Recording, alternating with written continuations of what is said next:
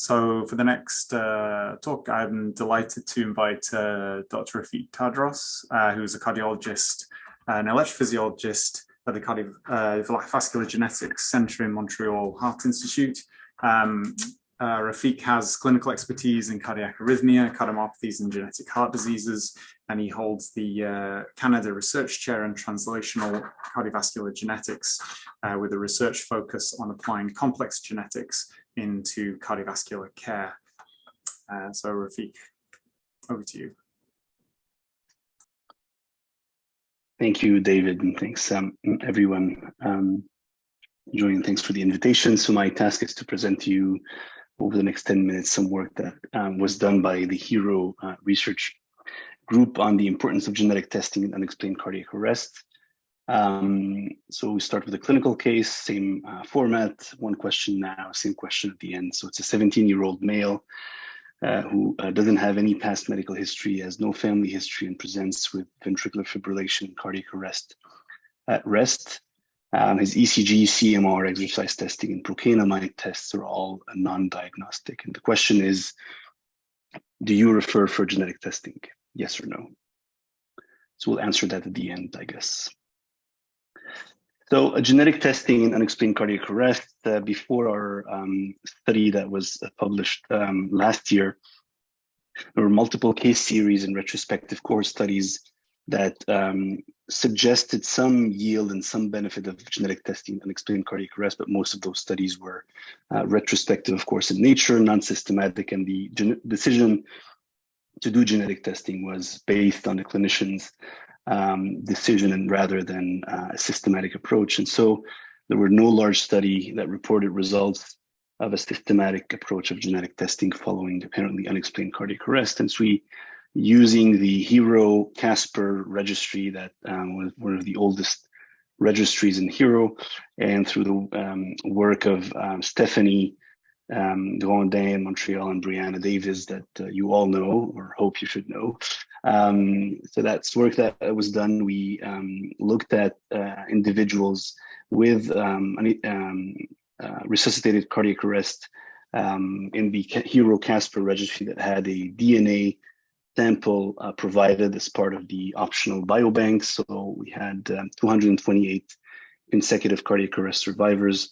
The Casper inclusion criteria are, these are all patients with unexplained cardiac arrest requiring defibrillation in the absence of coronary disease, LV dysfunction, persistent QT prolongation, spontaneous type 1 brugada, and any reversible cause of arrest. And so we performed whole exome sequencing and looked at a virtual panel of 184 genes previously incriminated in arrhythmia or cardiomyopathy, of which from the 184, 45 had at least moderate evidence of gene disease association with either arrhythmia or cardiomyopathy.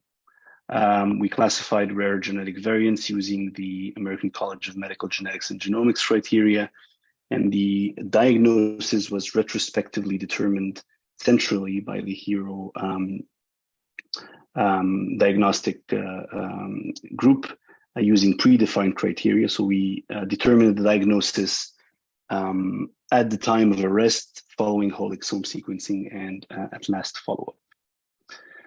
So we started with 228 unselected cases in the HiRO Casper registry, all underwent whole exome sequencing, and overall we identified 10% of individuals that had resuscitated cardiac arrest that was apparently unexplained and that carried a pathogenic or likely pathogenic variant.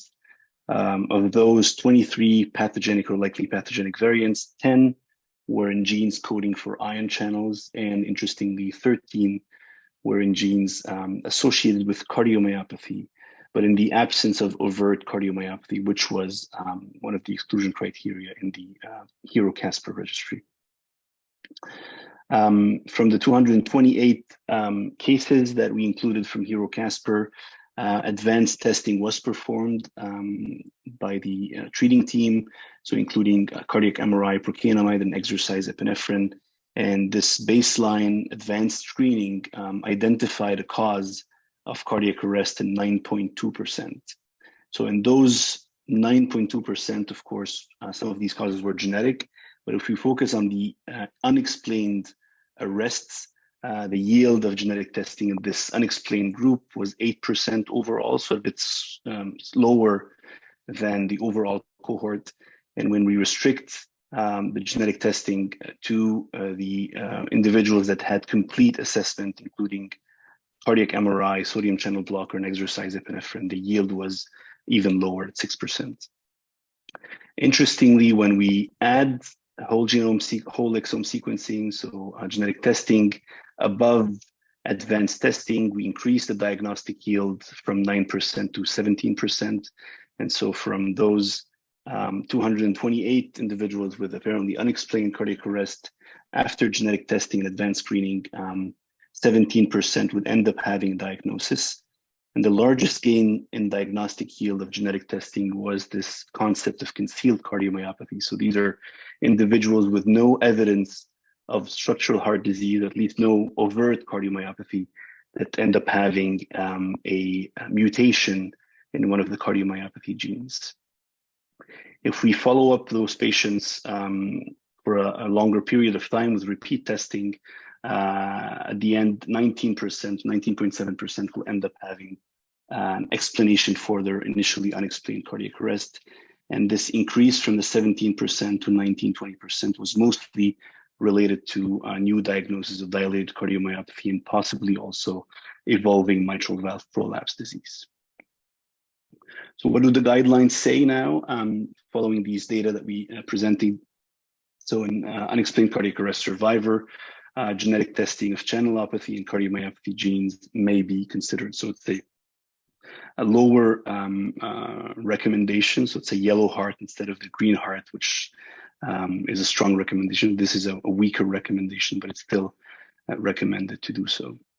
So the take-home messages is that first, in unexplained cardiac arrest with a shockable rhythm, genetic testing, including assessment of arrhythmia and cardiomyopathy genes, should be considered. Second, genetic testing can facilitate screening in relatives. And third, it can also clarify the diagnosis underlying the cardiac arrest.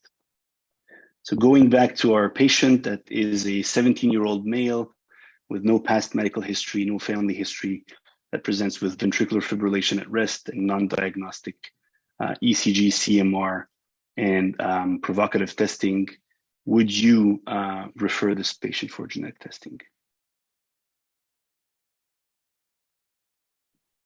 I just voted myself to make sure that at least one person will get the right answer.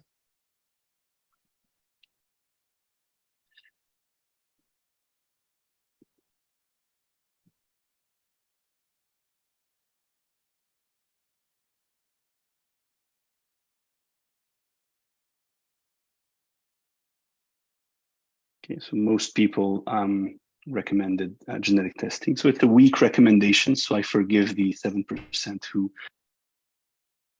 interestingly enough, for this patient, and of course we always select patients when we present, but this patient is a real patient that ended up having a MYBPC3 truncating variant. So this is a genetic variant that is pathogenic and that is associated with HCM. And interestingly enough, himself, I've been following him now for 5-6 years, hasn't developed any form or any sign of hypertrophic cardiomyopathy, but his father has hypertrophic cardiomyopathy, his paternal uncle does, and his cousin does as well.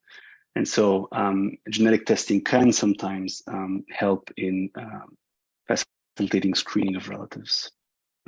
There are, however, some unanswered questions. So the concept of concealed cardiomyopathy, these are the patients with structurally normal hearts, but are carriers of a genetic mutation causing cardiomyopathy and have some evidence of ventricular arrhythmia. It's not known what the mechanisms truly are.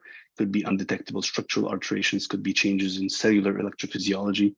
And most important, clinically relevant questions, it has to risk stratify these carriers of cardiomyopathy mutations without overt cardiomyopathy. I added this. I think it's important to know that most of the vast majority of mutation carriers with no structural cardiomyopathy are at very low risk. So we don't need to worry, but there seems to be a subgroup that may be at slightly increased risk of arrhythmias. And the second question, of course, is what explains the 80% that remain unexplained of those cardiac arrests. Could be complex genetics, other genes, environmental factors, and also some brain-heart interactions potentially. Thank you for your attention. Rafik, fantastic talk. Thank you so much. And you're spot on time. So thank you for that as well.